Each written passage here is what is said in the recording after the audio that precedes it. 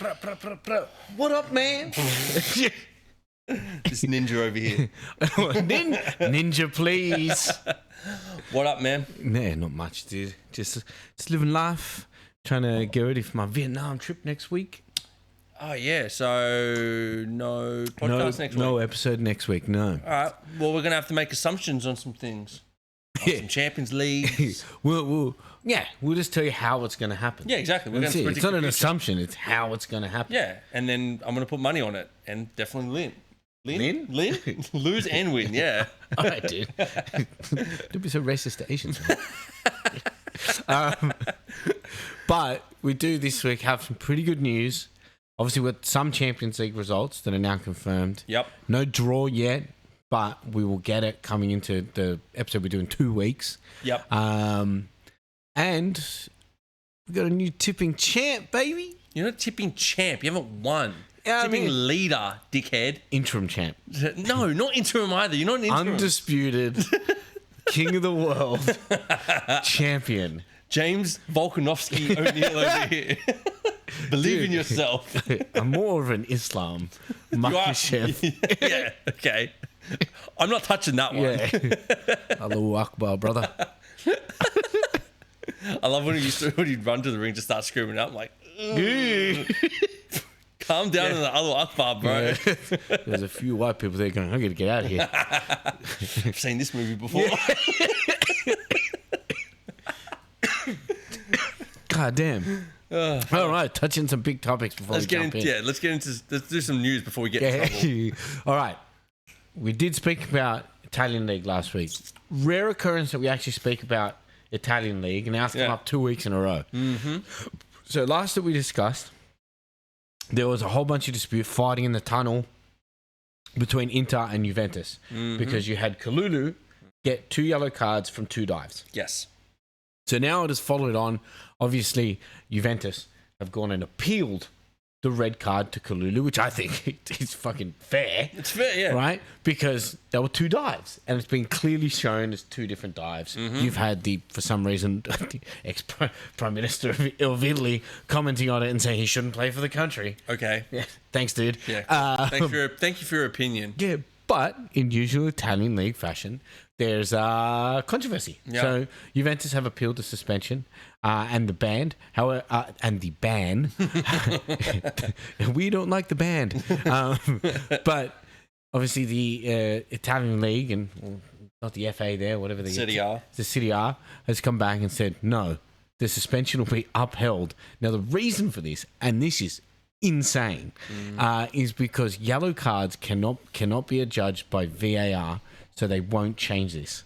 Excuse me? Yeah, I know. Even though it's clear as day that they were yellow. The yellows were for dives. Yeah. Okay, all right. In the game, that can't change anything. I get that. But afterwards, you can be like, you shouldn't be suspended. It was an error. I reckon they've done it because they don't want to show that they were wrong. They 100%. They want to back the referee, even though it was clearly wrong. Like anyone but an Inter fan would say that.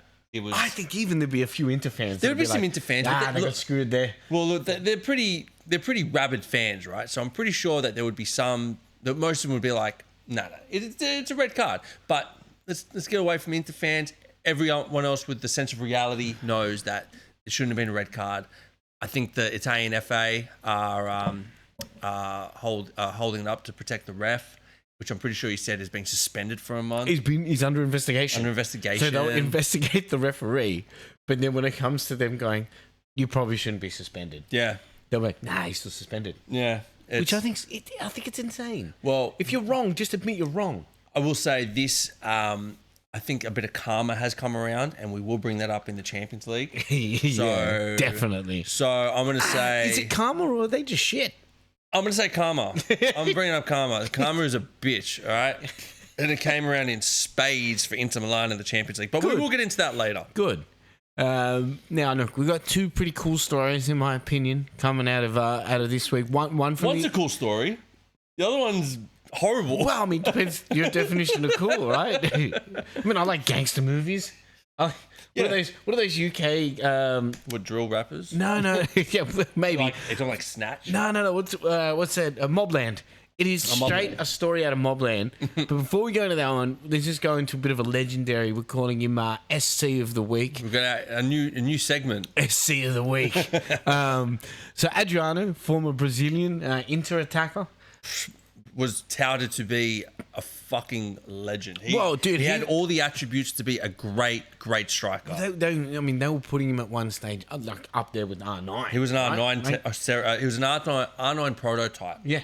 He was big, he was strong, he was skillful, he could crack it with both feet, he could head the ball, he had the attitude at the time when he was at Inter, and he killed it. It was such a good player. World Cup winner, though. His problem is like most Brazilians, he likes to party. They do like to party. He likes to party. It's such a great culture. Yeah, they just love to party. They love football and they love to party, man. Yeah, they love football. I don't blame them. I love both too. Football, drinking, and Latinas. That's not a bad combination. However, he's come out. He's in an interview on a podcast, and he made a kind of a wild statement, I suppose, to some. Others probably wouldn't look at it that way. But I mean, we'll just go through his statements. Yeah, let's go. Essentially, these are all statements about him having a wife. So first one is, I don't want to have a wife anymore. Women like to talk too much. Preach, brother. Preach. I mean, is he telling lies? Oh, is he telling lies? You know. I don't know. Yeah. I hope my missus isn't watching this. Nah, they don't listen, dude. I always tell them it's about football. Don't worry about it. And then this is how he carries on and how he talks about how he likes his life. So on Mondays and Tuesdays, I prefer to stay quiet and recover from the weekend. Brazilians rock. Fair point. I lay in bed and I watch a movie or documentary, drink plenty of water, turn on the AC, and get under the comforter. My mum makes me food, and that's how I am happy. Cool. Aren't we all? That sounds like a great Monday, Tuesday. It sounds like you had a great weekend. Yeah. Where you just had the best time. Then I feel like you've that was a big time. I'm going to need Monday and Tuesday just to recover. Time out. Yeah. Adriano needs a time out This is my time. So what you're saying is he benders and then he just recovers. He's got to recover. That's cool. Everyone has to recover. I now have to know if he works or not. I've got to work this out. Does he need to work anymore? That's the question. I mean, with his party lifestyle, probably. But I also want to know what job will allow him just to just party Saturday, party Sunday, then go, I'm just not going to do anything Monday, Tuesday. And you're like, we'll see you at work Wednesday to Friday? It's like half day Friday. But then he starts commenting on his last marriage. So his last marriage, which only lasted 24 days. He gave a comment to what broke. This is the straw that broke. Last a month, huh? Yeah. He was like, February? No, I'm out before February. Yeah, it did. No way. Shortest month of the year. You can make this one. No. Nope. No. You're having a laugh. It's not even a leap year. No. But this is the straw that broke the camel's back with his relationship. So one day I invited the guys over to my apartment. We spent the night playing dominoes and drinking on the balcony. Michaela, which was his ex-wife, or is his ex-wife, didn't like it. The guys didn't leave, and I didn't make them. Yeah.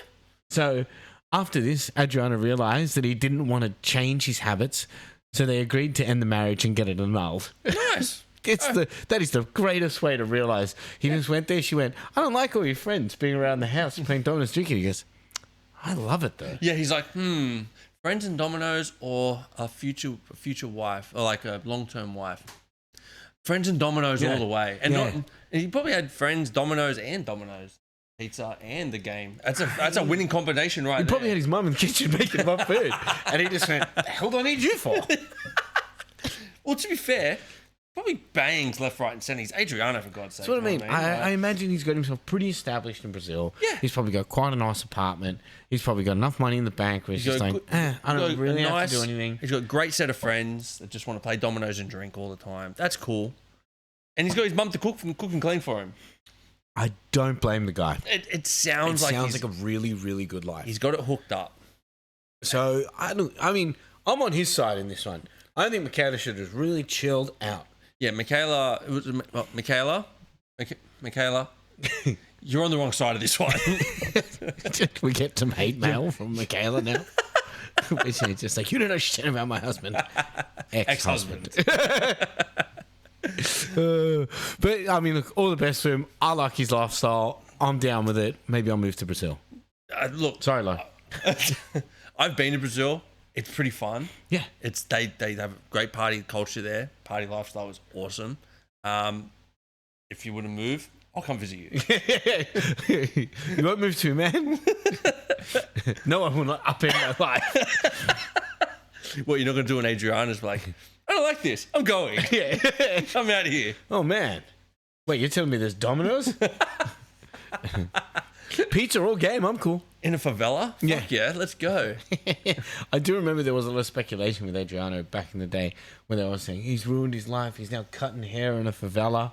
And it was just a picture of him just hanging out. He goes, no, I was just hanging out with my friends. Yeah. Yeah, and then, it was just a funny photo. I was cutting his hair. He's just now like a regular guy. Yeah. Who just played at the highest level of football like 20 years ago. Yeah. Right? But now he's just like, I'm just a regular dude. I just want to hang out with my friends. I want to drink. No problem, What do you mate. do? You hang out with your friends. You drink. You party. I want to do that. Except you didn't make a bunch of money playing football And win a World Cup. and win a World Cup, so you pretty much never have to do anything again.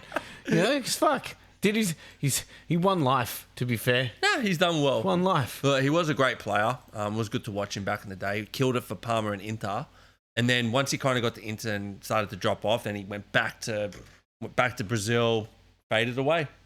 And everyone's like, oh, he could have been a great player. He's probably gone. You think, I was a great player. He's like, I was a great player. I've done what I wanted to do. Do you have a World Cup?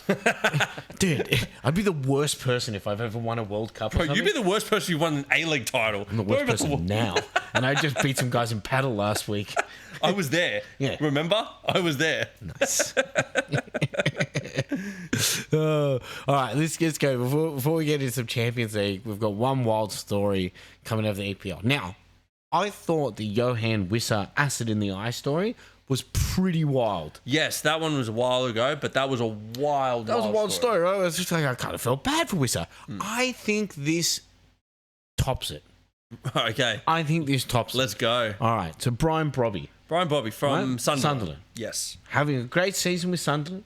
Oh. Banged in a few winning goals. Yeah, I want to bring Pull up his stats up while I talk. Yeah, you go. So, Brian Bobby, he's been a target of a blackmail and extortion ring dating back to 2022, which is wild enough. So, obviously, 2022, he was playing in Netherlands, yes. right? Because he's from Amsterdam. Yep. So, whilst he was attending a music festival in his hometown of Amsterdam, he got approached by just a random guy at the music festival who's come up to him and he said that there's Moroccan criminals from Utrecht that are looking for him, but the guy had already solved the problem and just wanted to be compensated for solving his problem. So the guy told Robbie, who, by the way, just had, 23 games, 5 goals, 1 assist.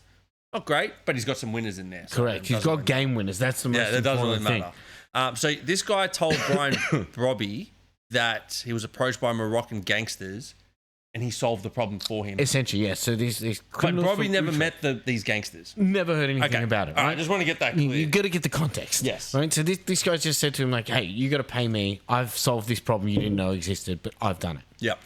So Robbie just brushed it off. Right. Chalked it up to being a footballer. This type of stuff happens. People just trying to get money out of you for nothing. A few months later, fireworks got sent to his mother-in-law's house. An explosive was thrown in his car while it was parked, and his sister's car was set on fire. Oh, okay. So now it's starting to escalate. Yeah. Fireworks, you're like pranksters. Something gets thrown at you, explosive gets thrown at your car, you're like, okay, that's vandalism. But then your sister's car gets set on fire, you're like, okay, this is now proper. There's 3 things that are all happening in a row. That's wild. I don't think that this is just a coincidence. I think this might have been planned. This isn't just kids. This is now organised. Well, I mean, it could be kids, but it's still organised. Still organised, yeah. So then a few months after that, there was an incident with one of Bobby's childhood friends who gets shot 3 times by the same group of men that have been apparently trying to extort him. Wow. Right? Look, the silver lining is he survived the shooting, so they obviously are a shit shot, or they didn't mean to kill him. Or maybe he's friends with 50 Cent. That was 7. That was 9. Oh, I'm sorry. Sorry, Fitty. So now it starts getting pretty fucking serious. Where you're like, wow, shit, these guys are shooting people, man. Getting everyone around him but him. Then following this incident, he receives an anonymous text message claiming that they knew that this anonymous person claims that he knows his location and they want 150,000 euros before the end of the month, with the message reading, "We're going to do it differently." Oh, okay. So they're going to the next level then. Yeah. In other words, it's like, well, we already just shot this guy. He lived, but next time, whoever we shoot won't live. I think that's what they're suggesting with it. Now, this is the last known incident of kind of what has occurred since 2022, and the police obviously still investigating. So no one has been arrested. Oh my God. This is still obviously a threat to him. This is probably the reason why he's now in England. In England, right? Right? But, dude, how wild is that? Yeah. That these Moroccan criminals can come after you. That not only come after you, come after your family, come after your partner's family as well, just for 150,000 euros. Well, we're not talking about life-changing money here. Yeah. We're talking about, and especially if it's a group of people, they're all going to get like a few, 10, 50,000 euros. That's a half decent robbery there. It's half decent, you know what I mean? Like if you watch like I'm watching Sopranos at the moment, right? they'll do a robbery that's like $100,000, right? Yeah. But like say 500,000. But you still got to give that out to everyone. You still got to give it to the boss. You got to give it to all the workers. You got to give that shit out. By before you know it, you're only going to have like 200 grand. You do that 150 euros, you're going to have like 50 grand by the end of it. Great. What a crime. I shot someone, blew up a couple of cars, sent fireworks over them. What did it cost them in explosives alone? Are explosives cheap in Europe? I don't know. Everything's cheaper in Europe. Yeah. But so just by what you've said, you're assuming that the Moroccans are the criminals here. I have a theory. Please. No. The guy that said he wanted to be compensated could be the guy that's threatening him. I think he might have used the Moroccans as a front. And then he's like, yeah, these guys were trying to threaten you, compensate me. Broby might have gone, nah, thank you for that. I'm not going to pay you. And then this guy's like, all right, well, I'm going to fucking go after him now. That is a solid theory. That is mob shit right We there. might have just solved the crime. I think we did. So now we need to find out who this guy was that said that he compensated, so that he sorted out with his Moroccan criminals, and find out where he has been these past few years and what he's been doing. Because that sounds like to me, it's an inside job. I mean, that's a very. I've been watching theory. way too many movies and Sopranos, but that sounds like something that you would do. I've been watching so much CSI. No, Sopranos. I'm not gay. But did they dust the crime scene? Did they find any human body fluids? They found a lot of semen. All over the fireworks. I thought that it was semen on everything. Also, I thought there was a big database with everyone's semen all over it. You know what would be like when obviously the fireworks first came to the house? Someone would have been like, nice. Yeah. Nice. Mom. Yeah. Did you buy me fireworks? You're the best. Yeah. Yeah. Shooting on fireworks. Then, then all of a sudden the car gets blown up, being like, was that more fireworks? And then when the other car gets set on fire, you're like, I don't think this is about fireworks. This isn't good. Yeah. It's like in The Godfather. You know how they do the fish? They send the fish. And Luca Brasi sleeps with the fishes. The explosions were, this is a warning. This is coming to you. Did you watch a lot of gangster movies? I have a problem, man. I've watched Scarface and I watched Heat recently. Oh, dude, I got to watch Heat. Actually, I watched Casino recently. What a fucking movie that was. Dude, they're all great movies. But wait, this is a football podcast, isn't it? Sorry. We take a big version. It's like, damn, it's been 3 hours. We've just been talking about fucking Godfather and Heat. Yeah. We're talking about Tony Soprano.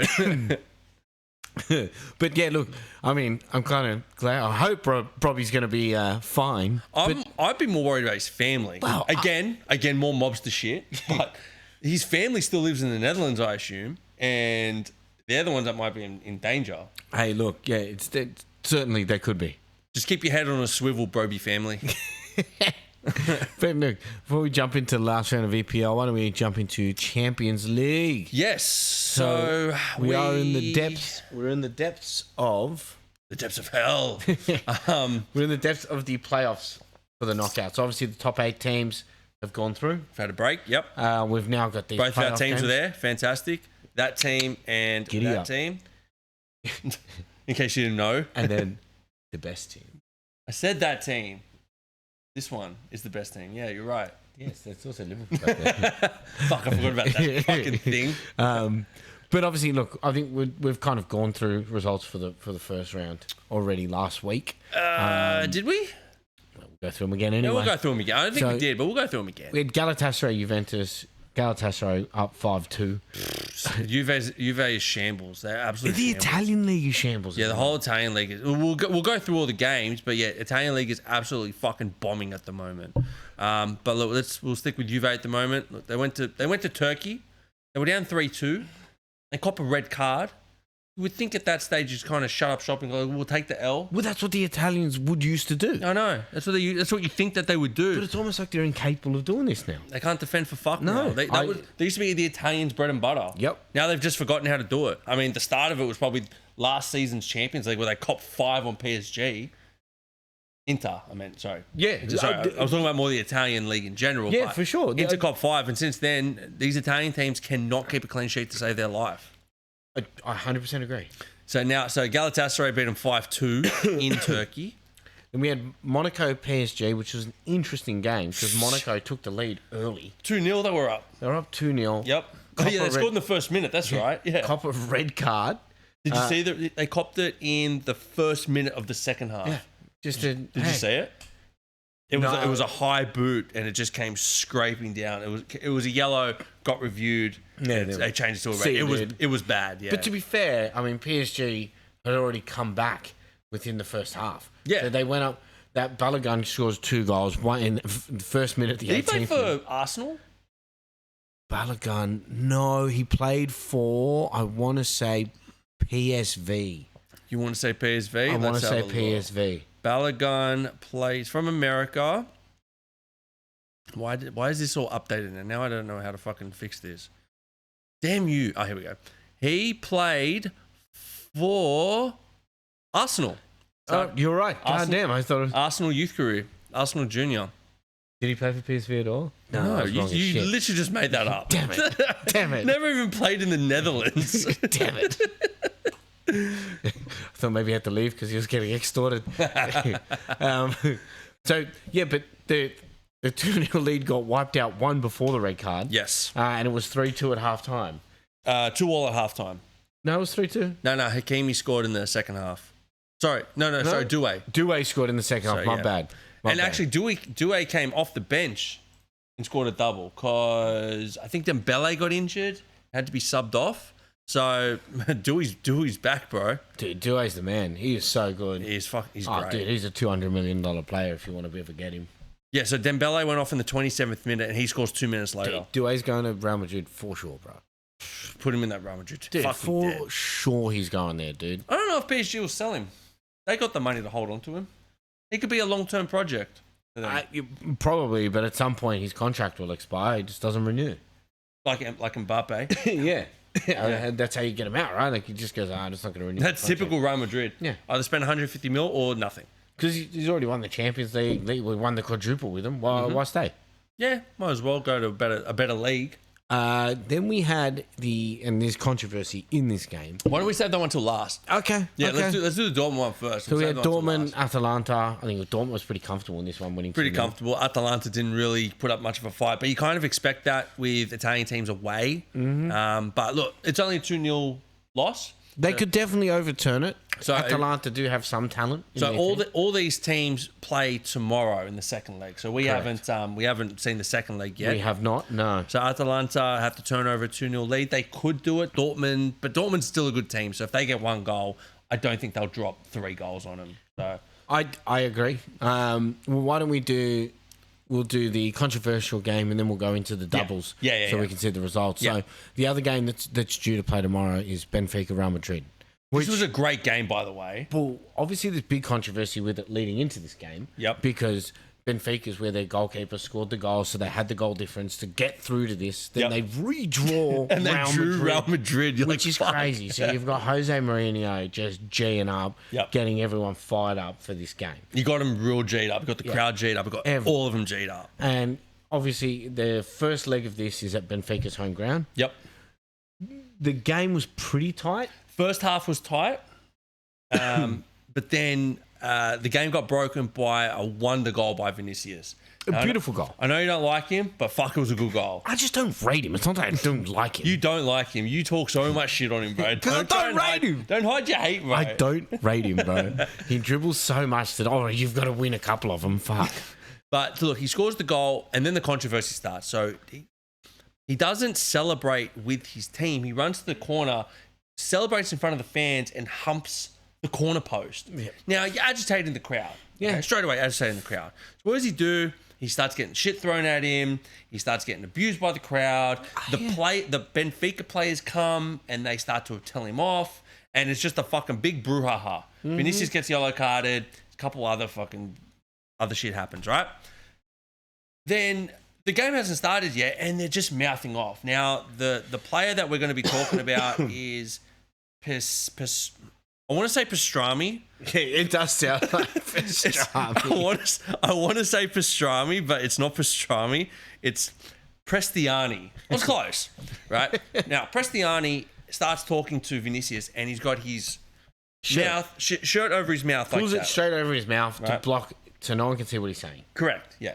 Which, I mean, obviously... Everyone does it now. It makes you look guilty. But everyone does it now. They all talk... like that. Yeah, they all talk behind their hand because they don't want anyone to read the lips. Yeah, to see their conversation, because whether it would be something abusive or if they're just talking about whatever. They don't want to know what people were saying, right? What people could read their lips. So he says something, and Vinicius just blows up, runs straight to the ref, and he points at Pastrami. I'm gonna call him Pastrami. Points at Pastrami, and he's like, he said blah, blah, blah. And it's just, the game has just stopped. Vinicius has walked off. The Real Madrid players are blowing up at Pastrami. The Benfica players and coaching staff are trying to defend him. One of the Benfica coaches, not Jose, gets red carded because of it. Then Pastrami gets a yellow card, and Mbappe gets involved, starts calling him a racist. So Vinicius has accused him of racism. He's calling him, I think it was a monkey. I think he called him. Essentially like a reference of a similar nature. Now, just so everybody knows, this guy is Argentinian. Vinicius is Brazilian. Everybody knows they fucking hate each other. So automatically they've come back to, this is racism again, and he's called him this and that, blah, blah, blah. Now, Jose has gone to Vinicius, and he's like, what has he said? He said he called me a monkey, and he said, well, I have to find that out, whatever. After about 10 minutes of stoppage time, they finally get everybody back on the pitch. They then had to tell the crowd not to throw shit because every time they had a corner, Vinicius, I don't know why they do this, but they put Vinicius on the corner. I'm like, you're just causing more trouble. Yeah. Just get someone else to take a corner. Why is it going to be Vinicius? So every time he went there, they started throwing shit. So then the announcers had to say, stop throwing stuff on the pitch. And it got blown out. Every time Vinicius got the ball, he got booed and whistled and heckled, and it just got out of control. But on top of that, Jose Mourinho got a red card. He got 2 yellows in about 5 seconds because Vinicius took out one of I think it was the Benfica striker, and he wanted the second yellow because he got the first yellow for the celebration, for antagonizing the crowd. He didn't get it. So Jose blows up at the 4th official, and he's like, that's fucking bullshit. Should be a second yellow, blah, blah, blah. Ref comes over, yellow card. Jose did not stop. It went worse than that. Never does. Second yellow card, banned for the next game. So there's going to be no Jose Mourinho. And after the game, look, I'm going to look his name up again. I don't want to keep disrespecting him with Pastrami. Prestiani is also now suspended for the second leg of the Real Madrid game.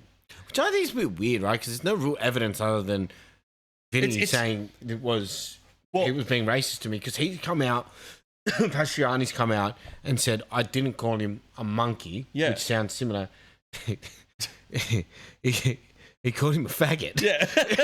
Which is way better. Yeah, so it's like one is like, both start with like a sound. But like in Argentinian. In Spanish or whatever they... I think they Spanish? speak... Portuguese? Portuguese, maybe. Portuguese? No, the Brazilians speak Portuguese. I know Brazilians speak Portuguese. I think Argentinians speak Spanish. I'll look it up. Yeah.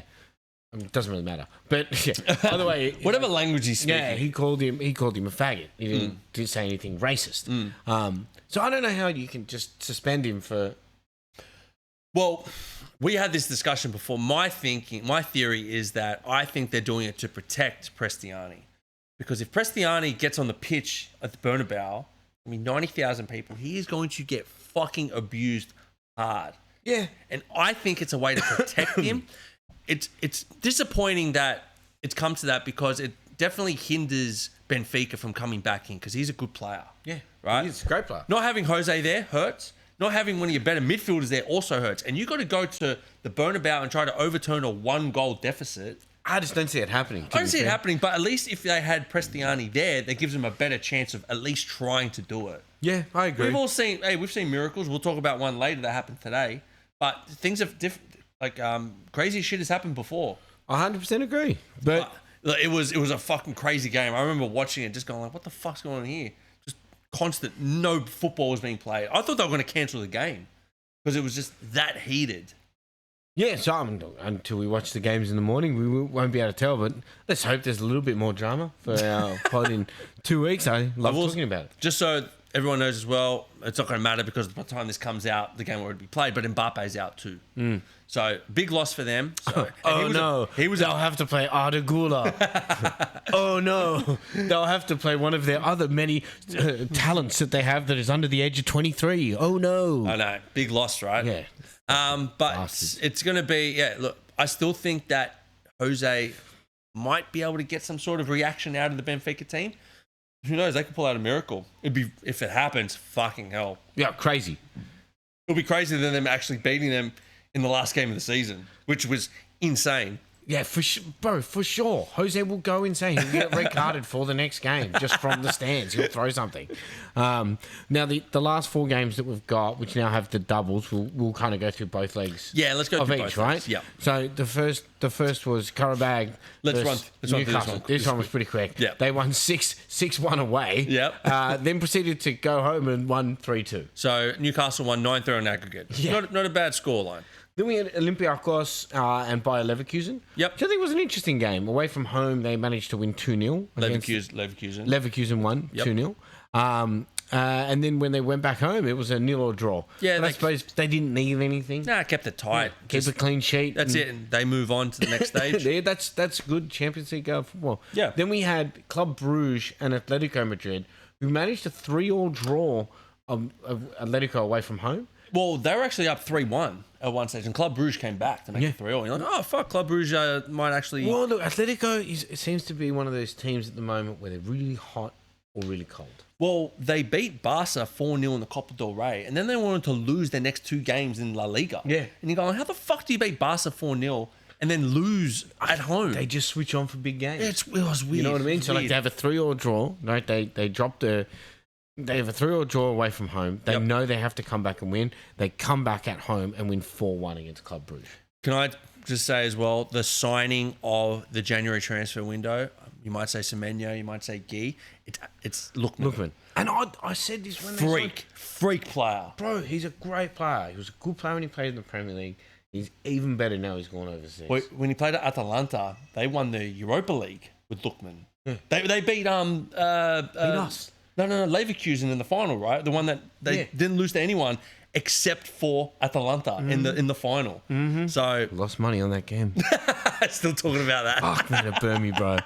But yeah, Lookman has been amazing. So he's been a great signing for them. Now this is going to come into if they're going to keep Alvarez or not. Yeah, there has been rumours that Griezmann might be going to, I think, Orlando next year. I have seen that. Right? That looks actually pretty solid. Too. I think that's actually a good move. I think Atletico will probably win the Copa del Rey. Mm-hmm.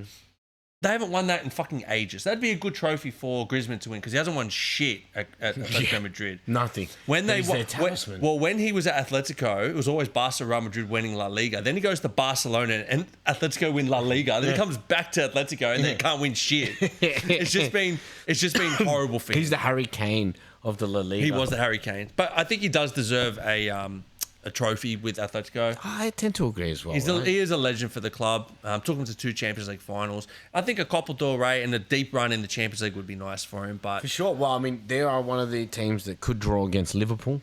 That'd be a tough one. Yeah, you guys always have tough games. Everyone else I'm like, I'll take, but Atletico, we don't get good luck with our draws. No. Not at all. No, you don't. Not actually. at all. And then the final game, which is, man, the giant killers of this Champions League is Bodo Glimt. Right? They're Norwegian. You would have never heard of them. They have a salary of $14 million, I think it was. Like their entire team salary is 14 million. Yeah. Damn. Salah almost gets that in one season. Exactly. Their whole team crazy, has that. Dude. Yeah. But they drew Inter for this game. First leg was at home. Managed to beat Inter 3-1. Now, I did message you about this, right? Now, Bodo Glimt it's difficult because they play on a synthetic pitch, right? And it is very different to playing on grass. Yeah, 100%. Right? Ball bounce is different. Correct. The speed of the game is different. It moves different. Yeah, 100%, right? So when you see a result like that, you're like, okay, I can kind of get it, right? But the second leg, bro. And this is what was insane. Wild. They managed to beat Inter at their home ground 2-1. Yeah. After going up 2-0. Well, I find it crazy because I was watching a bit of the game this morning, and watching the game, I thought, wow, Inter's going to get this in the bag. They had like 3 1-on-1s in the first half, right? Kind of scuffed their shots. Bodo Glimt had one shot in the first half. Yeah. Look, one single shot in the first half. And you're going, Inter's definitely going to score at least 2. The pressure will break them eventually. Correct. It did not. It did not happen, no. But so what is it? Their last 5 games in the Champions League, they've obviously beaten Inter twice. They've beaten Manchester City. The last 5 games in the Champions League, right? So they drew 2-2 with Dortmund away, right? Then they beat City at home. Then they beat Atletico away. Then they've beaten Inter at home and Inter away. That's insane. Because just so everybody knows, they're not in their season hasn't started because it's cold as fuck in Norway. So they're only playing Champions League, and they've just knocked off 4 big scalps and got a draw away in Germany. Well done to Bodo Glimt. Oh, straight out. Salute them. Because straight out. That's awesome. They are the giant killers of this Champions League. Yeah. And now it depends who they can draw. Who can they draw? Well, why don't we bring up see if we can bring up the draw, and maybe we might be able to see who they have. I will bring it up as well on here. But, look, it's not going to be easy. Oh, no, sorry, I'm looking at Borussia Dortmund.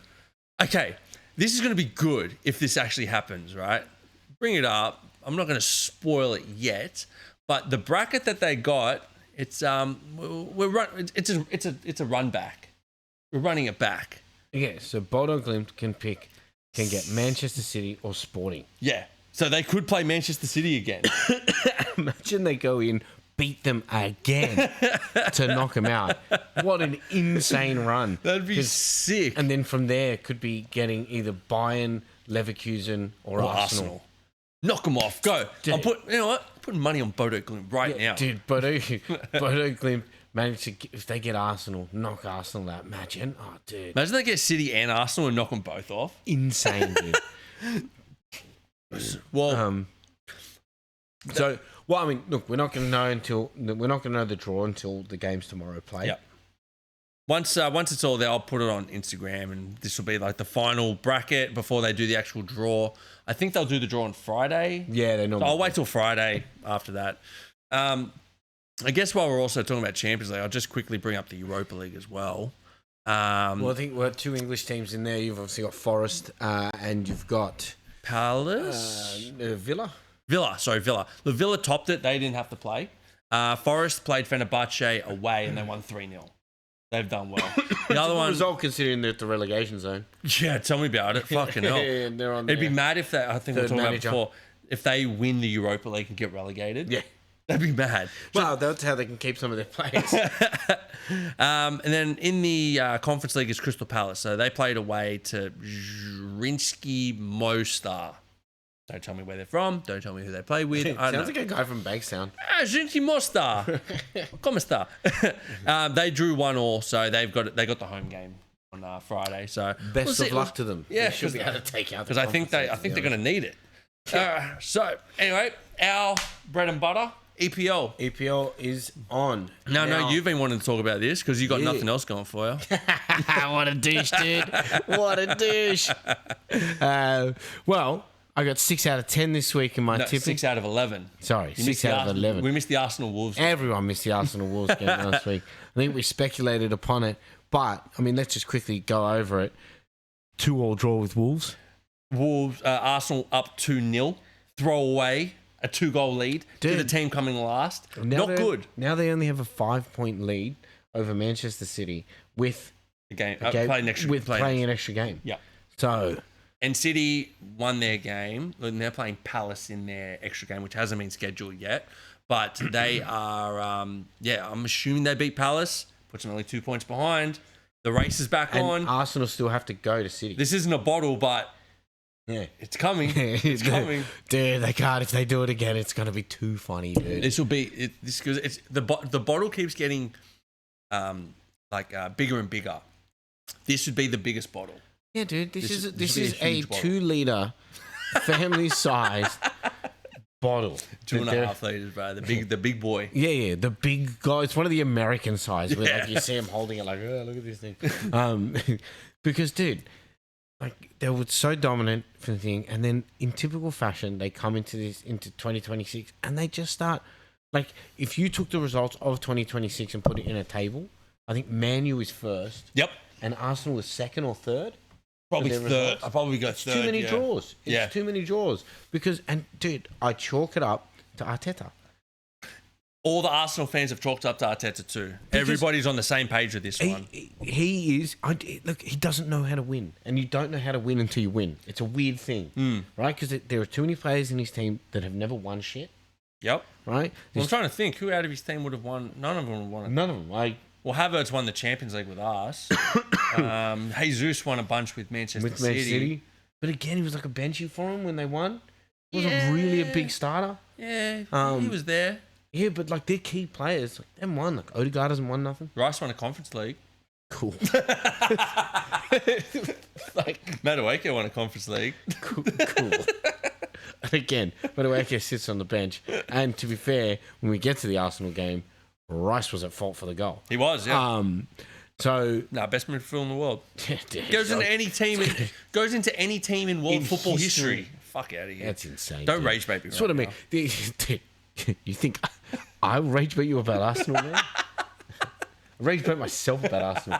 Like I just wake up in the morning and I read some Arsenal thing. I'm like, I fucking hate them.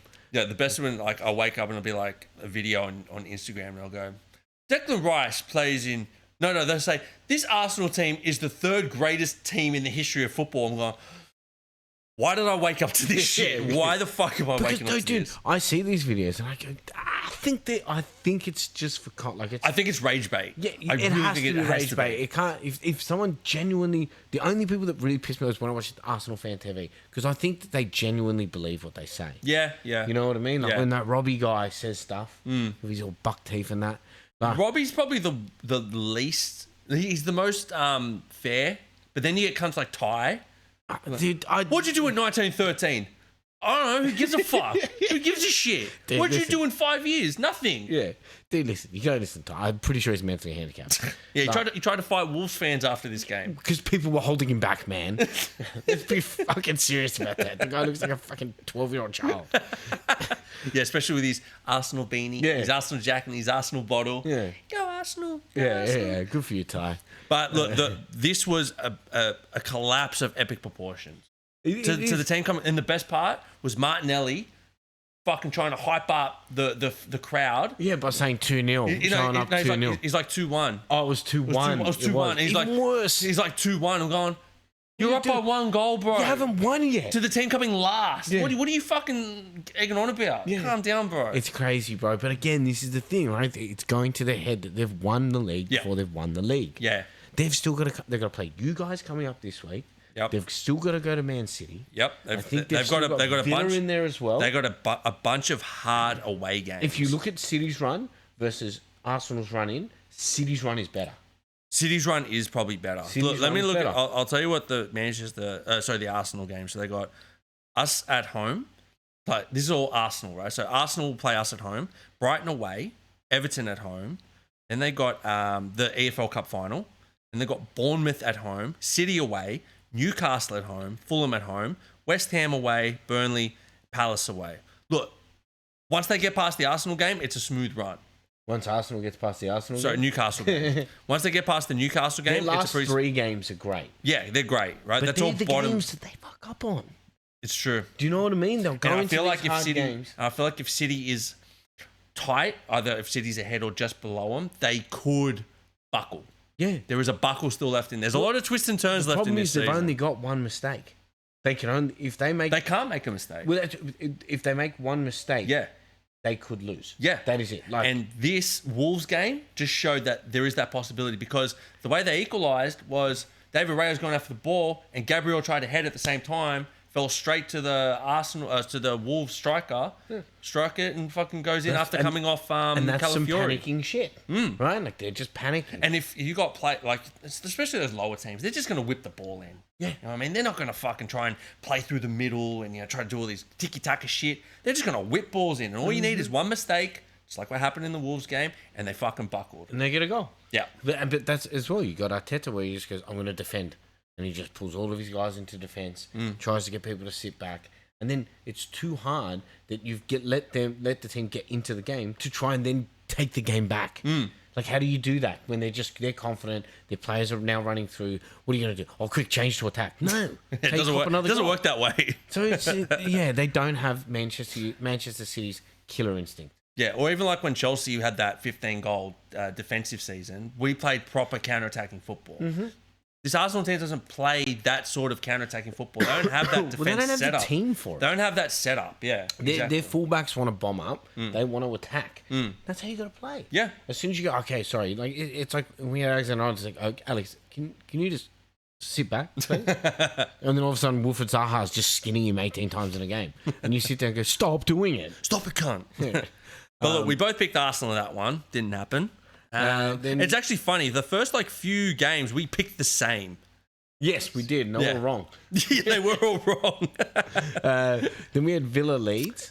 So look, we both had Villa in this one. Ended 1-1. 1-1 draw. But to be fair, Goal of the week. Anton Stack. Fuck, Goal of bro. the week, my friend. What a cracker free kick. That was crazy. One, it's the distance he's out from. The goalkeeper didn't even put a full wall there because he went, Yeah, it was like 35 yards out. Yeah, dude. Something. And he just bangs it top corner of the near post. Yeah. So he doesn't go around anyone, just goes near post. He just bangs over the it. 2-man wall and puts it in the top net. One of the best free kicks.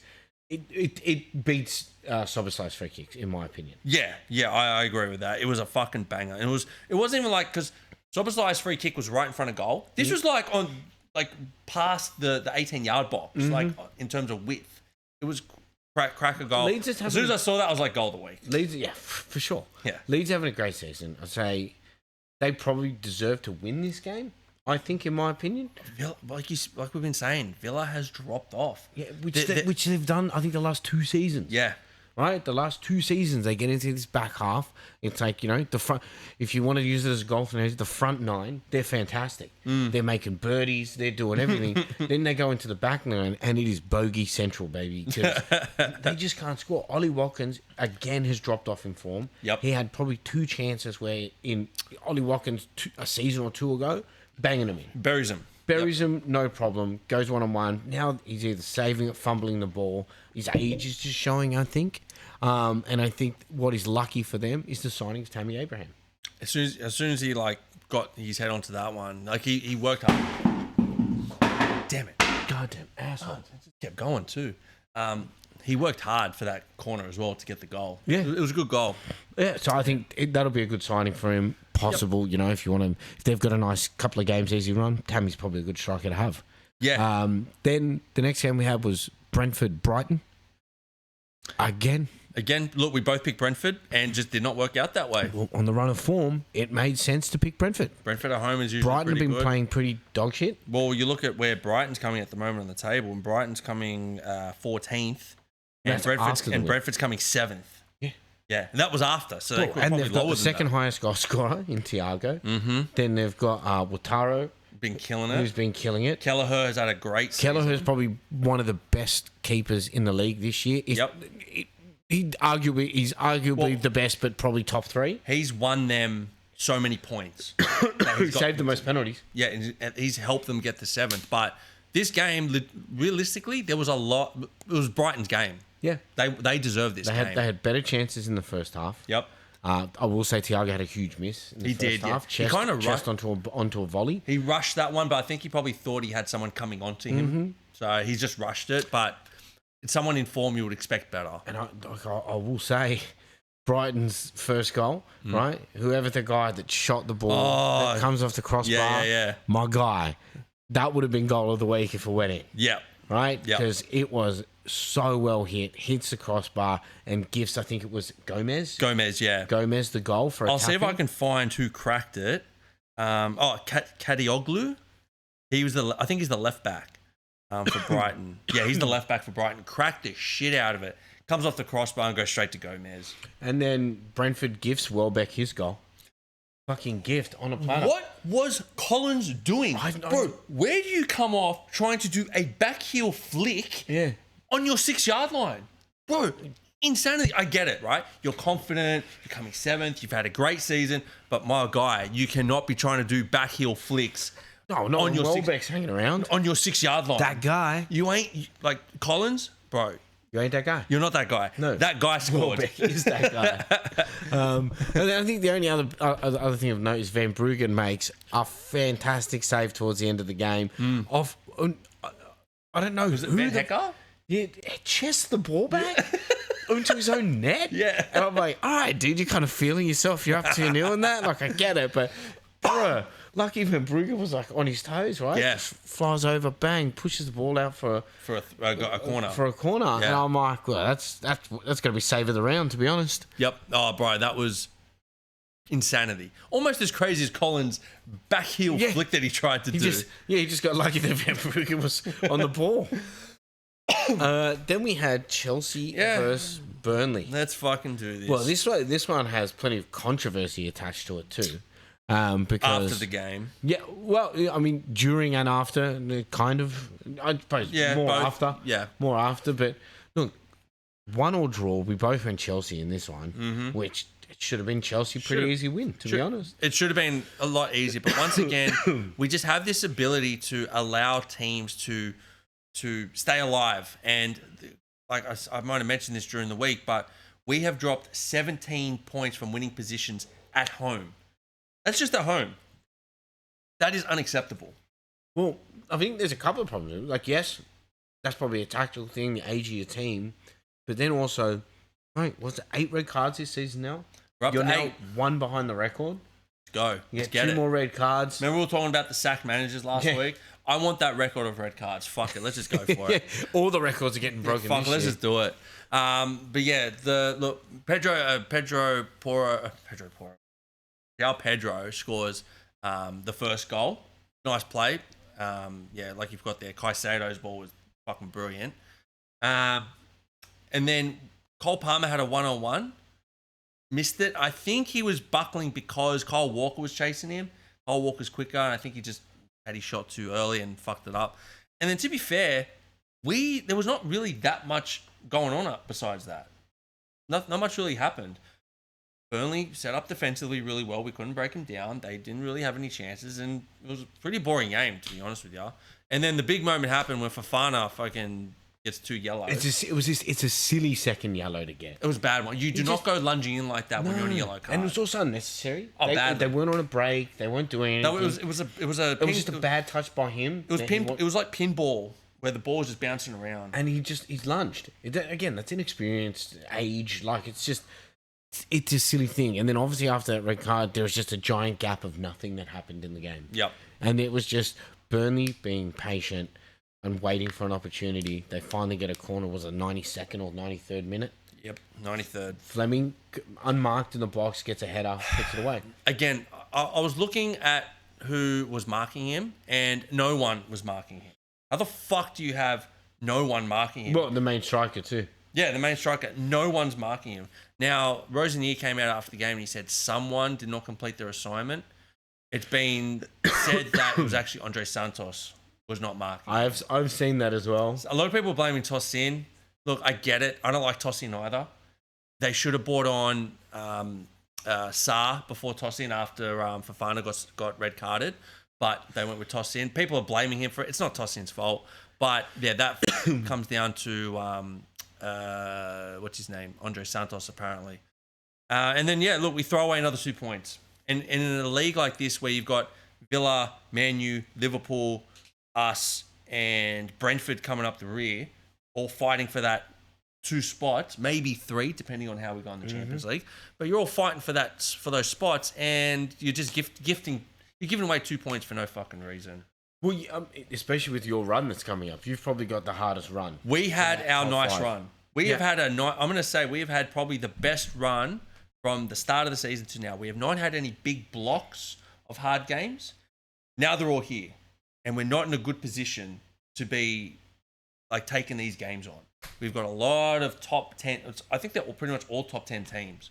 So, I mean, they put themselves in that position. When you give away so many points at home, like I was saying, like if we had taken half of them, that puts us to third, and you're looking good, right? And then look, if you lose games here and there, okay, whatever, you can kind of work it out. But now you need to win more than half. You could probably lose maybe 2 of the next 10 games. Yeah, and you've got to verse pretty much everyone. Well, we got Arsenal, we got City, we got Villa, we got you guys, we got Newcastle again. Like, bro, that's all teams that you need to beat to keep in that contentious top 5 position. I think we're going to play Sunderland again at Sunderland. I think we've got to play Brentford again, maybe. Like, right, we've got a super hard run. So, look, Chelsea have done this to themselves. I think we've said this before. The inexperience of the team is what has caused this. Yeah, you got no one to settle it down. That's why you get so many red cards. And that's why you get so many poor results, because you're just erratic when you're in these positions where you're winning. When you're up, like when you guys got Van Dijk, and there's no manager that can solve that, because it is an on-pitch thing. Yeah, it's not a pitch thing. You could explain to them exactly what they need to do, and they'll probably do it for like 90% of the time. But it's that 10% where the other team takes advantage of it, and then you're shitting yourself because you've thrown away whatever points you had. We did it against Fulham, we did it against Sunderland, and we did it again against fucking Burnley. And it's annoying. It's annoyed the shit out of me, because we should be top 3. Right, we should be 3rd comfortably in a good position. Yeah, but you give away shit results to these mid-table teams, and this is what happens. So now they're going to be. I'm going to say it now. They're not making Champions League. You know, it's a big call. I'm not. But I mean, given the run in, it's probably plausible. Yeah, it's going to take a lot of other teams assisting you. Look, I think Man U are going to make it, because I got nothing else to think about, just Premier League, right? So you're going to have Arsenal, City, Man U. That leaves one more spot. I think Villa's going to drop off. I think you guys are starting to pick up now. I reckon you guys will take that 4th spot. We'll be lucky to make Champions League if they give us a 5th spot. Yeah, I mean, I heard it here first. So. Yeah. But then obviously the after the game controversy, in which your fans start DMing Fofana and calling him a monkey. Well, sending him shit emojis, monkey emojis, and saying how essentially the draw was his fault. Well, I'm going to say they're not real fans. You don't say that to you don't say that to anyone, let alone the guy who plays for your team. That's 100%. That's disgusting. He didn't do anything to real badmouth the club. No. He made a stupid tackle on the pitch, and then their response is to just badmouth him. Yeah, and to be fair, they're probably not even Chelsea fans. They're not Chelsea fans. They're probably just people that are looking to rage bait. They think it's funny. And then obviously you get a kick out of it when it comes up online as well, and they go, oh, and they'll be like, that was me, bro. Yeah, I sent him that emoji. I sent him that tweet. How fucking funny am I? Right, you're not real fans, you're scumbags, and you're fucking trying to ruin the club. Get the fuck out of here. So I feel sorry for Wesley. Move on to the next game before we rage bait him out of control. But shout out to Wesley though. He'll come back. He'll be all right.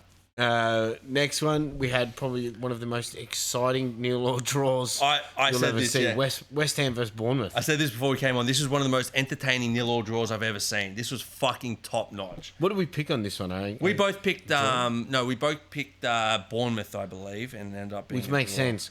But I think we all should start giving. No, sorry, we both picked the draw. Yeah, okay, we both picked it. Yeah, this is the one that we got right.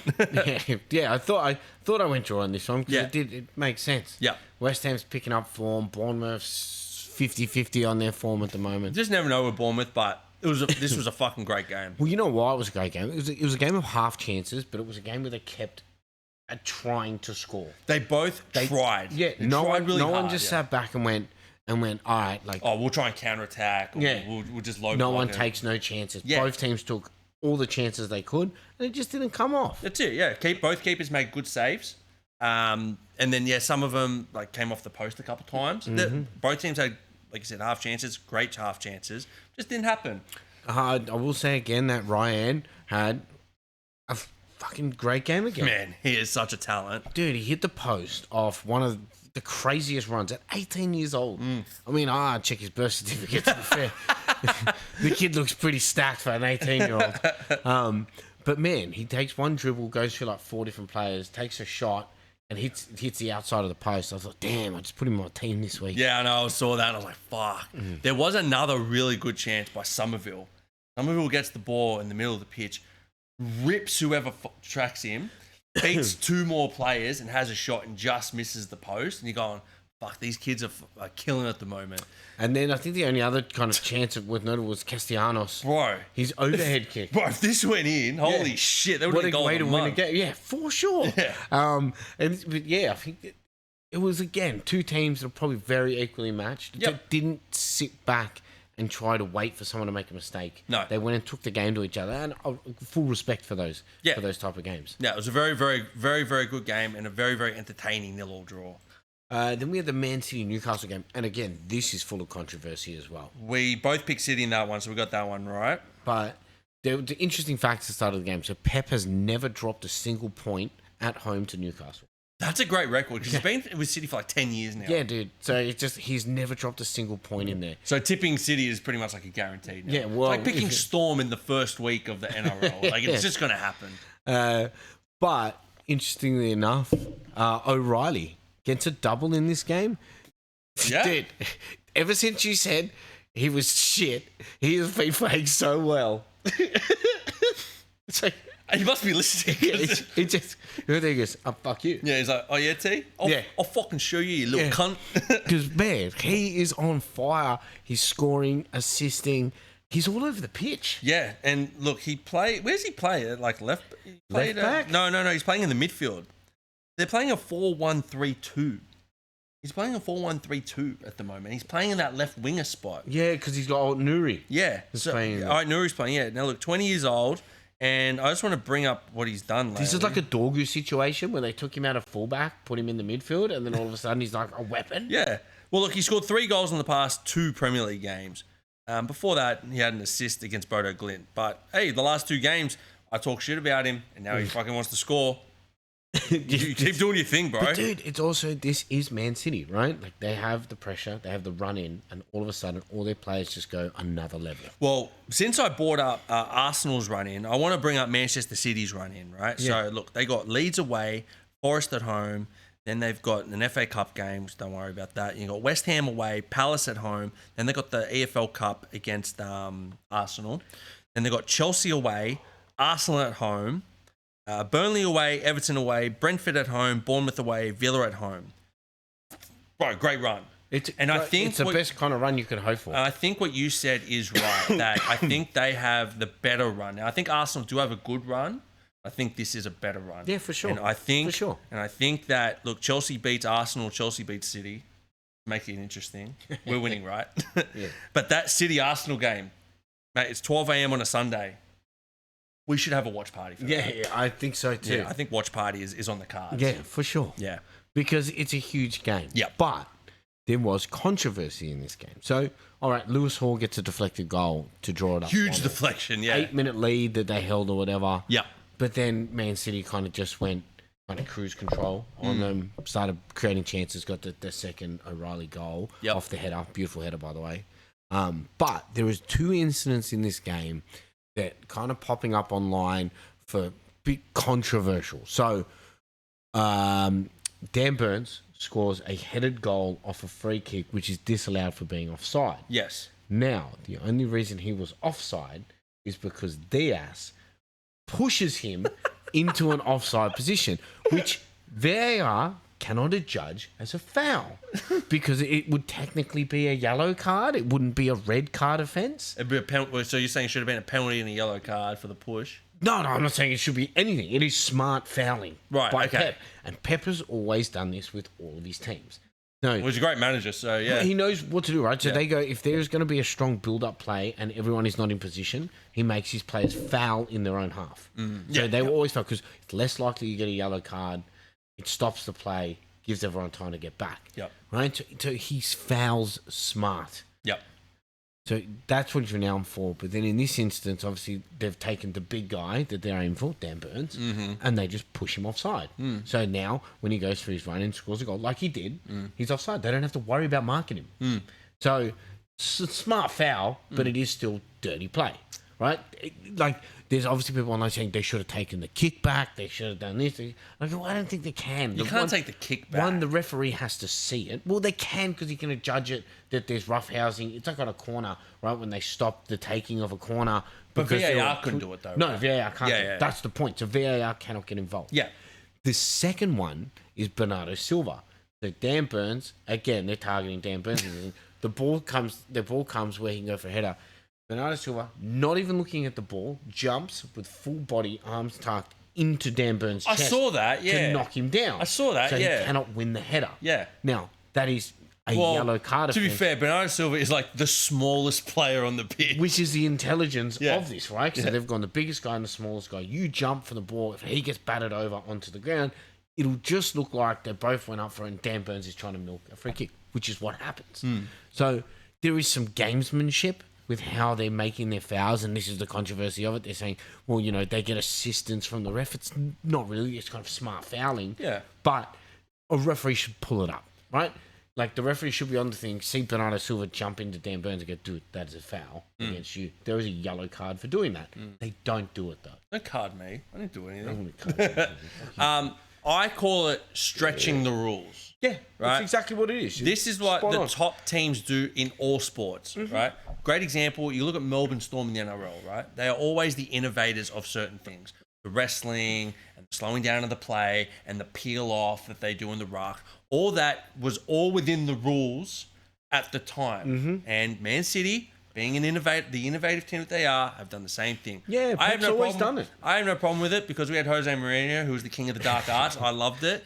I think that you stretch the rules to the maximum of your ability, and they did the right and I think they've done what they can. I'm not saying it's the right thing, but they've done what they can, and look, they walk away with 3 points. Yeah. And I am burning because Haaland had a great chance at the end to get a goal, and it was a Gahey assist, dude. Was it? Yeah, dude, it was a Gahey assist. I'm like, fuck, man. I know. Semenyo had one too, and I was like, fuck. Semenyo's one, it was a great chance, and it came off his left foot, and he didn't really have anywhere else to shoot, and Pope was there waiting for it. Yeah. So look, City had some good chances. Newcastle kept them with the game, but like you said, fucking 10 wins in a row at home now for them. Well, then we had our game, Liverpool Forest. We got lucky. Now, I do want to bring up the tipping in this. So you tipped Livo, and I tipped a draw. And I woke up in the morning and I saw 1-0. I was like, fuck, I know James tipped Liverpool. When did they score? I'll let you fucking talk. Yeah, it was like 97 minutes, man. It was sweet, dude. But, dude, we did not deserve to win the game. I will go on the front foot on this and just say it, right? I think Forest had the better chances in the first half and most of the second half. This is the same thing that happened when DJ got sacked. They had plenty of good chances. They just couldn't put it away. Yeah. And that's just, that is the way football is sometimes. Sometimes it just happens that way, yeah. And you've just got to stay in the game to try and win. Yep. Now, we obviously had a goal disallowed in like the 88th minute, which, again, that was pretty much our main highlight. That was your main highlight, yeah. Came out of, I think we had a couple other chances during the game that got saved or we shot it over. Yep. But the controversy for this is that they took Cody Gakpo, who has not been doing shit. Man, what the fuck has happened to Gakpo? He just died in the ass. I don't know if he's tired. I don't know, but he's died in the ass. He's not creating chances. He's not a threat going forward. Yeah. The same with Salah on the other side. Yeah. Salah comes off. They put Rio Ingamoa. Oh, man. He looked dangerous. Bro, he changed the game. He did change the game, He changed the game. We started having attacking pressure, right? The disallowed goal. Ingamoa rips a player, which, to be fair, Salah had zero completed take-ons, right, from the dribbling perspective. He comes on. He gets one immediately, beats him to the byline, crosses the ball across. Ekatike comes, which burning. He was my captain. Yeah, I had Ekatike too, but yeah, big burn for you. Headers the ball. Look, great save from Sells, the Forest keeper. Yep. Fantastic save on the line. Ball goes out to one of the Palace defenders, Aina, I think it was. Yeah, with the afro, yeah. Yeah, Aina, and he goes to clear it. McAllister jumps in front of the ball. No, sorry, it was Ortega. Was it Ortega? From City, yeah. No, Ortega's the keeper. Oh, Cell's not the keeper anymore. He's been benched. Yeah, he's benched, yeah. Oh, right. So Ortega makes a great save. Aina goes to clear the ball. Cell's is injured, sorry. Yeah. Yep. Aina goes to clear the ball. McAllister jumps in front of him, bounces off him, goes into the goal. Yeah. All right, everyone starts celebrating the goal. VAR steps in, says it hit his elbow, although in a natural position and unavoidable, goes straight in the goal, meaning disallowed goal. Yeah.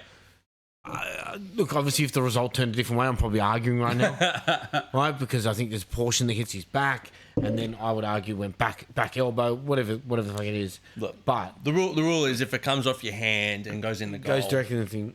It's always a handball, irregardless if it's an accident or whatever. It's just natural position and all that. Yep. So yes, then comes into the 93rd minute. We've got a ball. We've got our whole team pushed into the box. Soboslai cuts left, cuts right, gets some space, whips a ball in. Ekitike is in a clear offside position. Yep. Right next to Van Dijk. Ball goes over Ekitike's head. Van Dijk headers it back in. McAllister comes running in. Bang, goal. Right? Justice is served in a sense, right? That is what the Liverpool fans are saying. Yep. There was speculation that Van Dijk was offside.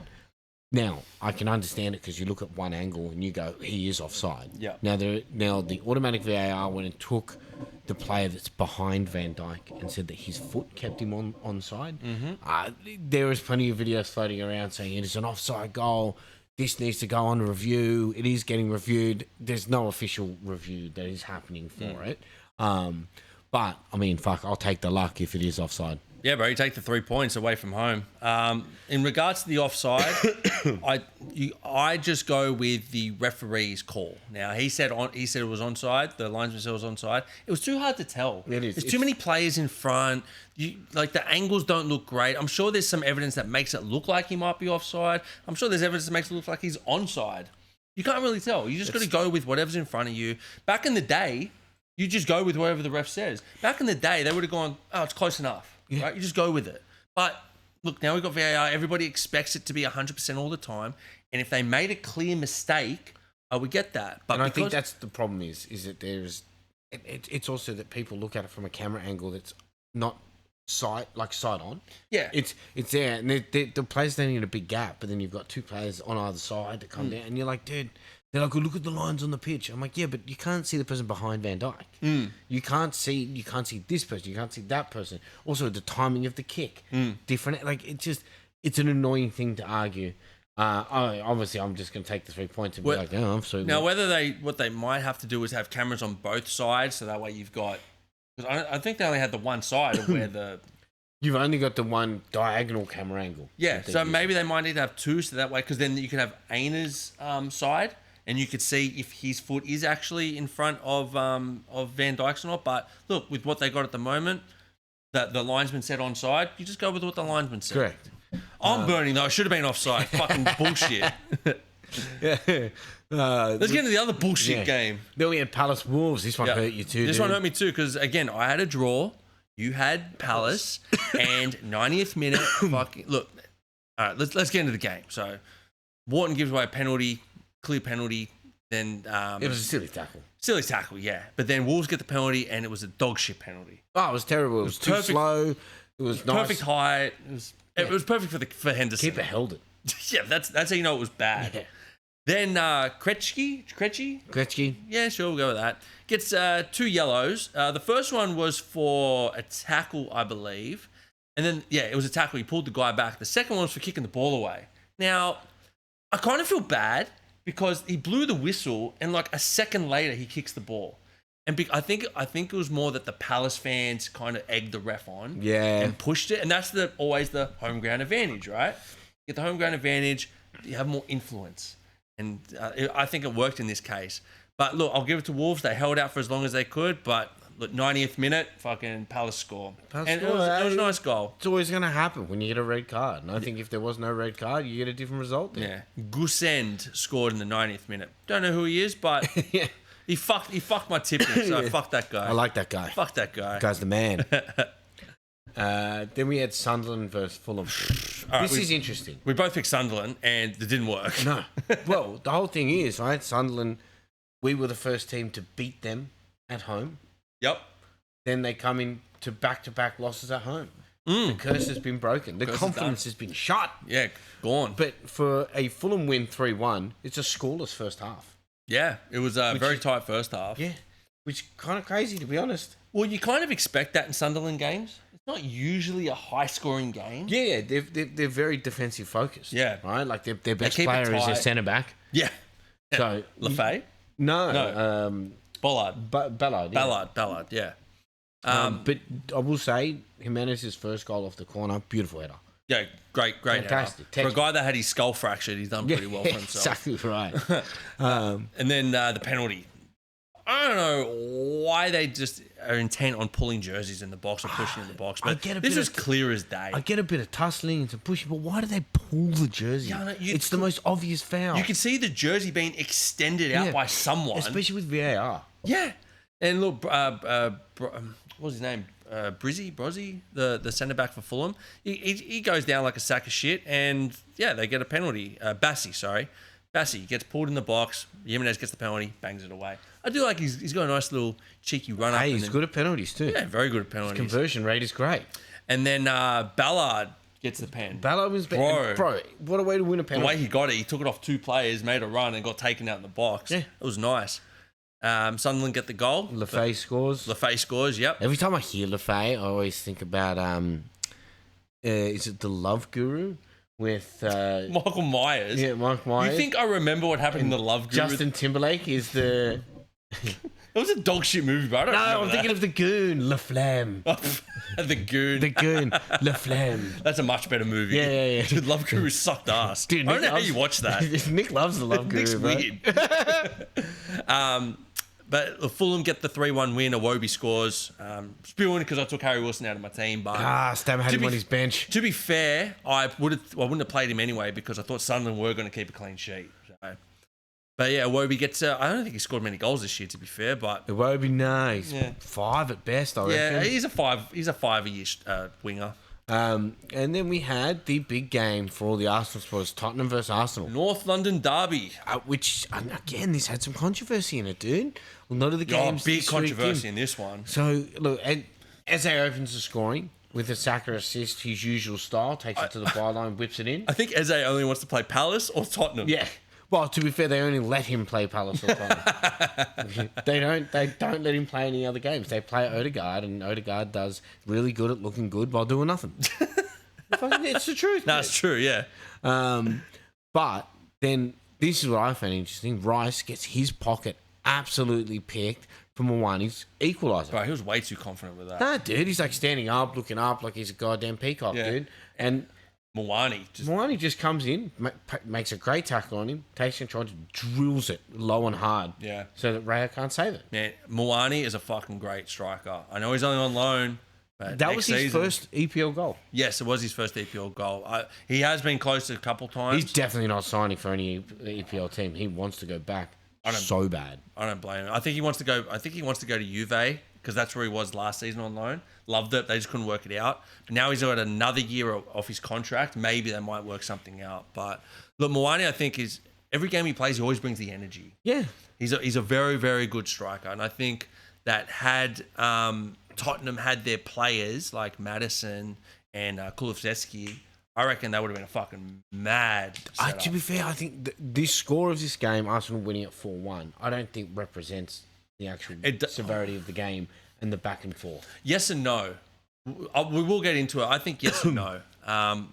But so it's 1-1 at this stage, and then Gyökeres scores a banger, dude. Bangs the fuck out. I talk a lot of shit about him. Yeah, but he can finish. He still hasn't scored against the top team. This is a team coming 16th. Let's be real here, though. No, I agree. I agree. But it is the North London derby. He did score a banger from outside the box. Fuck yeah, it was a banger, right? I had Timber on my bench too, and he got the assist for it. I mean, assist. Yeah. He passed it to him, and then Gyökeres did everything else. And then the controversy comes in. This is big. With Mwani's second goal. Yeah. So the ball comes across. Mwani puts two hands on the back of Gabriel, who then throws himself dramatically on the ground. He thought he was in the Olympics. Yeah. He was part of the diving team. Moani headers the ball into the net. Now, the controversy comes because there was Romero push from Van Dijk that VAR did not say was a foul. When Romero pushed Van Dijk. No, Van Dijk pushed Romero. Yes, and yeah. headers the ball in. Yep. Right? But Romero didn't dramatically fall to the ground. So now, this is... look, I mean, everyone's calling it Liverpool. I'm calling this Arsenal, bro. Big Arsenal's back. Because I think that they're getting a lot of assistance from not only the VAR, but from referees. Well, this wasn't VAR. This was just the referee. The referee himself overturning, which I found crazy. I disagree that the ref should have called it. He should have gone, look, okay, he's made his call, right? Yeah. But isn't that what VAR's for? I guess it's a little bit different because the problem is that he a says clear and it's a obvious goal. error? No, it is not a clear and obvious error. Yeah. Is it an error? Yes. I think it is because he's barely touched him. But how physical this game has become to say, well, he put his two hands out, mate. There would have been definite incidences in the game in which Gabriel pulled someone down or two-handed push someone. Did you foul him for that? No. I'm pretty sure there was an incident where someone was running. I think it might have been Moani or Xavi Simmons, and Gabriel like takes him out. Throws himself in front of him. Yeah, and you're going, where the fuck's the foul in that? That was worse than what Moani did. Correct. But they didn't give shit for that. Correct. Yeah, but if Moani gets that, it's 2-2. Game's back on. Yeah. Totally changed the game. Then Eze gets his second again. It was just only scores against Palace or Tottenham. Defensive effort from Dragusin, right? Bro. He shouldn't be starting. He is so bad to watch. I'm watching him going, what? He's just letting him run. Yeah. And I'm just going, what the fuck? He's out of position. Always out of position. He doesn't give him a yard to catch him. When he headed the ball, he just headed it straight to Eze, like from when the ball came over. I'm like, bro, pop it back out so nobody has a shot at it. Or pop it to the sides. Yeah. And what does he do? He goes down straight to Eze. I'm like, bro, he is right there. What the fuck are you doing? Just get rid of it. Yeah. They're not successfully defensive when he's in that. Oh when he's in man, that line. he is a hard watch. And then I will say Raya makes great save off the line from Richarlison's little flick. The back flick. Yeah. So again, like they are fighting for these results, and then Gyökeres gets his double, which was pretty nice. He holds the defenders off him. Dragusin again. And I don't know if it was Dragusin No, or I don't think Gray. it I was. think it might have been Gray. Yeah, it's great. And he just holds him off and then just slots it away. Yeah, Good finish. Yeah. Good So finish. look, anyone that had Eze and Gyökeres in their team had a fucking great week. Yeah. And if there's one game you want them both in, it should have been the North London derby. Yeah, for sure. Then the last game of the round, before we take a look at our fantasy, I don't want to do. Everton, Man U. Now, obviously, everyone's intently watching Man U. Mm-hmm. They want to see what these results come out to, see if that guy gets a haircut. But Well, he's got another 4 more games to go. this was... Oh, by the way, we both picked Man U in this one. Got it right. Well, I thought this is interesting because Everton's not an easy team to beat, especially when they're at their home ground. Yeah. But I think there's an argument here that Everton should have got a result here. Not saying they should have won, but I think they should have got a result. I think a draw would have been fair. I think so too. I don't think they deserved a win. I think, look, Man U signing Lamens, the new keeper, has been a fantastic result for him. Well, I think considering at the start, we were actually bad-mouthing because he was still conceding the same amount of goals as Onana. But now, since Carrick has come in, he's just simplified it. Simplified all football. They don't have these, you two guys bomb up and you got to slip into their position and Yeah, and then you got to do that. And they're all cut these, in, and we're gonna have 3 at the back when we attack, but it's gonna be 5 when we defend, and you're gonna have 1 up top, and then he's got to cut in and help out the. None of that shit. He's gone 4 at the back. You're a wall. Don't concede. That's it. And then you got Casemiro in front of you. That's it. Mm-hmm. We're gonna try and score off counter attack. We're gonna try and score off set pieces, and that's what they've done. And what's it led to? 6 games, 5 wins, 1 draw. Unfortunately, that 1 draw was the 5th game that United Strand needed, but still got a result out of it. But how did they score their 1 goal? A huge counter-attack.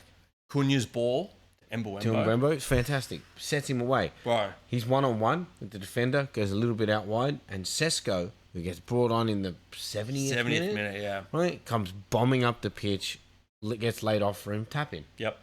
That's how he scored. That's what he does. He's a striker. Michael Carrick has made football very, very simple for Man U, which I don't think they have had since Mourinho. I think every manager that's come in has tried to overcomplicate how to play football. He's now gone, strong at the back, counter-attacking, and just play it up top. Play like the good guys up top. You got Mbembo, Cunha, Fernandez. Play them up top. Everyone else, sit back and we're just keep clean sheets.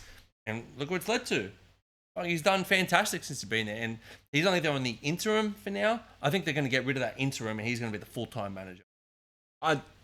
That is what they're angling towards now. He said he'd love to stay. It makes sense for him. Of course he'd love to stay. I think the fans would love for him to stay as well. To be fair, has Man U done this process before, though? When they brought in Ollie, and Ollie simplified the football, made it back into the team that it used to be, then what happened? They gave him the contract for full-time. They didn't get the results that they immediately wanted. They got rid of him. Whether or not that was the right decision to get rid of him, I don't think it was. Yeah. I think he deserved more time. Yeah. But, they're doing well now. See where they end up at the end of the year. Yeah. It is a very different world when you've got to spend money. Yeah.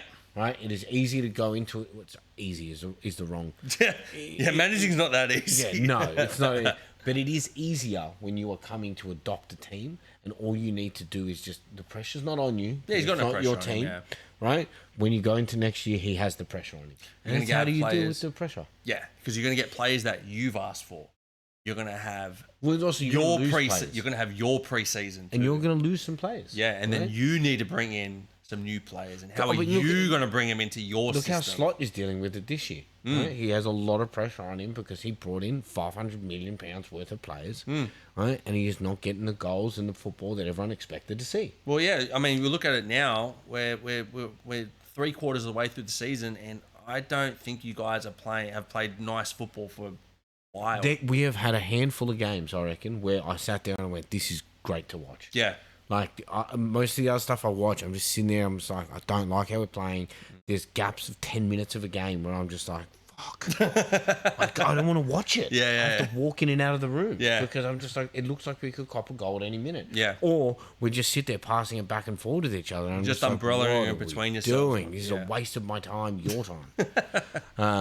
Why don't we jump into a bit of a fantasy review? Yeah, let's do some fantasy. I'm sick of talking about tipping. Yeah. I'm not. Let's talk about tipping. But the shit talking is on. Hey, pressure on Arsenal, pressure on Stammer. This is what I mean. Is Stammer Mikel Arteta? He wishes he was. Does he though? Mm-hmm. I think in his mind he does, but in reality he doesn't. No, you know, in reality nobody wants to be Arteta. But this is the light bulb. Yeah. What do you see? A duck? Have you seen that one? That's his. It's a duck or a rabbit. And you're going, who gives a shit? I want us all to see the same thing. You know what I want to see? If I was an Arsenal fan, I want to see a trophy. How about that? Show me that fucking collar. Yeah. Douchebag. But look, Stammer at the moment has a 57-point lead on Akash. Now, Akash has already been hitting me up in my DMs, talking shit about how one, he is based in London, and he's saying, "Oh, when I'm next in Sydney, are you taking me out for my winners' dinner?" Stammer's now also asking for a winners' dinner if he can win it. I think everyone just needs to focus on their damn teams. Big Macca's feed coming. Yeah, that's what I said. They get the McFriend's meal. I think it's like $10.99. Excellent. It's all we can afford here. We're not sponsored by anyone, guys. But the shit talking's on. Not only is Akash slagging me because I'm mid-tail and fucking 10th. To be fair, I deserve to get slagged. I'm having a shocking year. And it's not even like I was good at any point. I think at one point I got to 3rd. I'm like, maybe. Yeah. And then within like 3 weeks, I'm like 8th. I'm like, oh, fuck. I cannot pick the right players. Tell you, no one should listen to me. Yeah. Whenever I say something about fantasy, someone should just say, shut up. Everybody shuts it off as soon as like he gets this. He's like, he doesn't know what we're talking about. Yeah. Here's what I recommend. They just go, shut up, dude. Because, the shit talking's began. Who's going to win? It looks like it's coming between Stammer, Akash, and our man, Duckman, Fried Ross, because they are probably been the most consistent, most strong in our league this year. Should we bring up the table? Yeah, I'll bring it up. Let's bring up the table. Let's give the people what they want to see. And then camera, boom. Yeah. So, obviously, there we go. We've got Stammer there. Cameron was up there.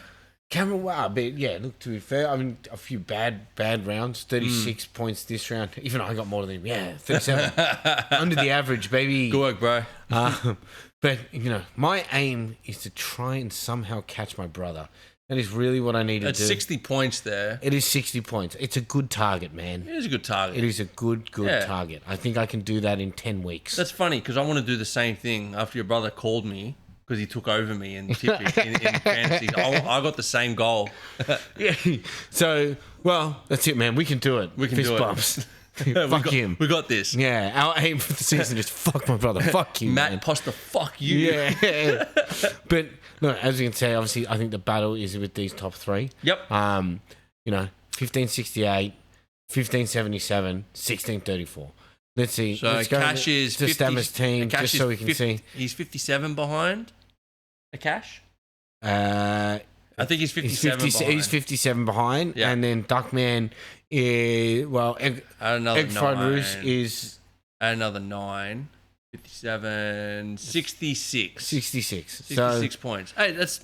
You're aiming for your brother for 60 points. Duckman Ewan's got Stammer for 60 points. Very doable. Yeah. Obviously, Stammer used his triple captain last round. With Jokeres. Yes. Terrible decision. So did I think Cash, that's and so did Duckman. I think that's the first mistake that Stammer made all season. Yeah, definitely.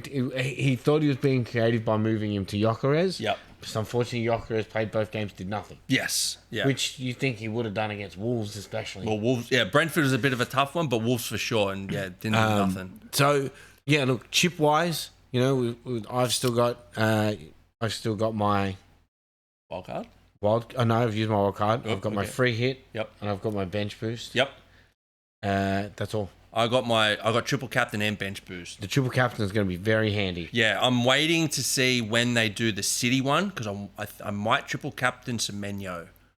That is a big choice. Yeah, I've made the choice of getting Haaland out of my team, and obviously as soon as I get him out, he gets like a goal and an assist. Thanks, man. I appreciate it. I kept him in my team. Fuck you. That was your idea too, you piece of shit. I held out, and it's starting to pay off a little bit. Still not worth the 14 mil, but to be fair, no one's been really that consistent. No. I can't think of one player in the Premier League that you need to have. I thought it would be in João Pedro, but now we've got a super hard run. I don't know whether I'm sure he'll score. Oh, dude, it's like I put Cole Palmer in my team. Right? I took Enzo out, put Cole Palmer in my team for more money. Now I'm taking him out this week. Oh, is that your trade this week? Yeah, dude, I have 4 trades. Oh, fuck, you got to use them, bro. Yeah. Yeah, you just got to use them. I have to obviously... Why don't we bring up your team? Let's have a look. Let's have a look. Let's do it. Solutions I have. What do we got? So we've got Raya in goals. That's a fine choice. Look, it's a good back line. Gabriel, Cash, Gahey, Mukiele, all fine. Yep. Right? And Mbembo, that's another good one. Yep. Semenya, another good one. Yep. Ryan, he's a good cheapie to have. potential. Look, you guys have got a nice run coming up. And look, João Pedro, I think he will still be our main scorer. Mm-hmm. Right? He's been on fire the past 4 weeks. So, look, looking at the team, it makes sense. It's just... Again, there's nothing wrong with my team. I'm just not getting the points that I need from the players. I'm picking wrong captains. Even still, who else am I picking? I'm not picking Mbembo as a captain this week. João Pedro, maybe. But yeah, João Pedro probably was a good didn't have anyone shout. else. He captain anyone else. It's fucking equally as shit, man. Yeah. I'm It was a tough two week. points, maybe. Can we bring up the top point scorer? I brought this up before. The top score of the world. For this week. For this week, yeah. 117, yeah, that guy. Can we just bring up... Okay, Thomas Coleman, whoever the fuck you are. All right, look, you're a Palace fan. That's 117 cool. points. 117 points, right? He vice-captained Henderson. I'm like, who the fuck did he captain? You scroll down, he's captain Mateta, who's been injured for like 2 months. Yeah, dude. Okay, so clearly you haven't touched your team. It's someone who doesn't do anything in his team. No. He's got Jokeres in there. He has Eze in the team. Yeah. They've only done things in Tottenham games. Like, Yeah, they don't do anything. that's it. And like, Cement, He's got probably McAllister that does the most sporadic scoring out of anyone. He's had a dog shit year in terms of goals and assists. Rodrigo, who's been in and out of injury all season, and Semenyo, which obviously he's kept there since Bournemouth. Yeah. And I reckon the Munoz one he's had since before he was injured. Yeah. And then he's probably looked at his fantasy gone, I came first. Yeah. Then he probably hasn't even looked at his fantasy. He's probably just, somebody's going to him like, hey, dude, you know that you got the highest points round. He's like, nice. Yeah. You know you're number 1 in the world, right? Nice. Have you got any actually, no, I was going to say, you got any tips? I was going to say, I probably shouldn't listen to you when it comes to tips, right? Well, no. Anyway, I don't have any tips, but what I do have is I went and looked at the kind of top teams that are running. Yep. Right? So, You're going to look at Arsenal. They're running not great. They've still got to versus Chelsea, Man City, and Newcastle on their next 10 games. Yep. So pick that as you like. You may think that they can smash all those games. Then we've got Man City, and their running's not too bad. They've got Arsenal and you guys as their hardest teams in their running. So I think you're pretty safe with Man City players. Yep. Liverpool, on the other hand, we've got Man U and Chelsea, and it's going to be a top 4 battle. Those games are definitely going to be either very high scoring or no goals at all. Yep, tight, yep. Then the Man U, if you go and look at them, they've got Chelsea, Newcastle, and they've got Sunderland away. With the Sunderland one? Prior to this week, I would have said makes it really hard. Yep. I don't know how they're going to go because I think it's the second last game. I think it'll be like a 0-0 or like a 1-0 to Man U because it seems like all the Man U games are tight. They keep it strong at the back. And look, if we're talking about like fantasy, there is a shout to put like Dallo in as your defender, or if you want to put the Lehman, the keeper, the goalkeeper in. He's a good shout to put in because he gets a lot of saves. Correct, yeah. So he might not be a bad shout out for your fantasy, but I mean, like you've got here, we've got the hardest run. Yeah, but it's not even by close, far. right? So I'll just run through who we got, right? So we've got Arsenal away, Villa away. That sucks. Then you got Newcastle at home, Everton away, City at home, Man U at home, Brighton away, who we always struggle against, Forest at home, Liverpool away, Tottenham at home, Sunderland away as our final game. Sunderland away game, we'll probably be pushing to see if we can make it at that stage, so we should be okay.